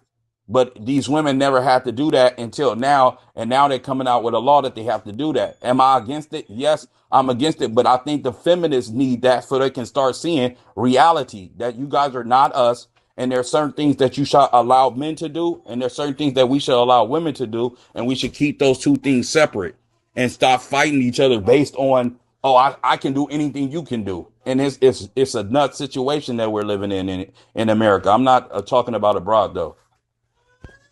No, I'm right behind you, brother. Because one, feminism in its form is under the guise of needing equal opportunity. And I don't have any problem with that. I don't have any problem with a woman wanting to do anything that she wants to do that could have been prior classified for males. The thing is that I'm not too worried about it because we got prefrontal cortexes. We here to fuck it up. We here to do shit, and women have that opportunity too because they got prefrontal cortex too, and their brains work a little differently. The thing is that aspect of equal opportunity, granted, it may be against our personal views, our personal beliefs, our personal fucking logic, or our logic abroad. And you've stated logical reasons why women should for the most part not be allowed to do certain things because of, and these are practical things. I'm going to get a call back. I know I am. These are practical things. Furthermore, that aspect of having that equal opportunity does not mean that you're going to have equal outcome, because women can join the military just as much as men. They don't do it. Women can join construction teams just as much as men. They have the opportunity to do so, which is what we do to quell the inequity when it comes to opportunity. And the equity is made greater because of technological advances, sociological advances. When we progress, a woman can drive a bulldozer just like a man can. So these things that were so associated with the physical corporal differences that apply to labor and infrastructure and the things that built this country, that women have the opportunity to take part in it too. And I think that's a beautiful thing that technologically we've afforded those opportunities. But it doesn't mean that more women are going to do it or more women are going to do it than men now. And this is a reality. So, I just wanted to say equal opportunity doesn't always equal outcome. Yeah. All right. So, Oh, real okay. quick. So and I agree with that. So first of all, the definitions are important of what a thing is, so that you know if somebody's actually practicing that thing or not, or if they're practicing an extreme of that thing, which is, or if they're practicing something completely different. So, um, how we see things, and just because you may meet a feminist technically that may also hate men, that doesn't mean that every feminist that you meet hates men, or that even what it is means that automatically. I So never. even though I will admit that does come up, that's a thing. Okay. But equal rights for women, as far as even women driving a tank or playing whatever, and anything that we say men can do physically, if a woman wants to do it, then I mean that's equal rights. Then just let them do it, or they would not even let them do it. They should just be able to do it. You know what I'm saying? It's as easy as a man if they can, um, assuming any person that can meet the same qualifications or the same whatever the test is that you go through to become this or that you take to do this, then if they can pass that test, then there's no reason to not actually put that person in that place. And it's beneficial to put that person in that place. Um, and it's beneficial to have more balanced spaces with men and women, because men and women, just from a neurological perspective, and a way of thinking perspective, we have different. You are correct. We are different, but that's a benefit, not a keep out. It's a bring in, because we need that extra, that other way of thinking. Our brains may be more neurologically wired back to front, and women's may be more side to side, but they complement each other. So there is a thing called balance, that should exist in the systems that we have, like in engineering spaces. We could definitely use more women in engineering and STEM spaces, and whatever we have to do to make that the case, then that's what we have to do. Even in the military, if that's, and it's not even, it doesn't even come down to just where we need bodies at. It's also where they may desire to be. So if there's a desire for a woman to be in the military and drive a tank and be on the special forces, to go get bin Laden or whatever the case is, then that's, I don't see anything. I don't I don't see any logical reason not to do that. So that's my outlook on it. Yeah, so I'm gonna clarify something because I think I clarified it like 3 times, but I'm gonna clarify it again. An individual person who considers themselves a feminist can call themselves a feminist all they want, but they're not part of a feminist movement. The feminist movement itself has went towards misandry. That doesn't mean that everybody who's a feminist is a misandrist. I don't know. Just like the last time I'm gonna say it though, but I'm gonna say it one more time because I think we're pandering at this point. And another thing, they don't take the same qualifications to go into the military that men do. That's untrue. Also, there's a contradiction here. If we complement each other, complement means we have to be different, but complement each other in a symbol. Like he put up that symbol, the yin and the yang. One side is white with a black dot, and one side is black with a white dot. They're different and they coexist. And the smaller dot is to include the fact that you have to understand the other side. And this is how masculinity and femininity has always worked in cohesiveness. Like you have masculine things and you have feminine things. So I agree with you when it comes to that, but it's a complete contradiction to everything else that you said, that we should just say, hey, you can do whatever you want to do. And that's not the case. So do I think they should have the opportunity to do certain jobs? Absolutely not. I disagree with that completely. I don't think that they should have the opportunity to do any job that they want to. I think that certain jobs are specifically tailored towards males and certain jobs are specifically tailored towards women. I do not want to work in, and I'm trying to give an example. I don't want to work in a Victoria's Secret store because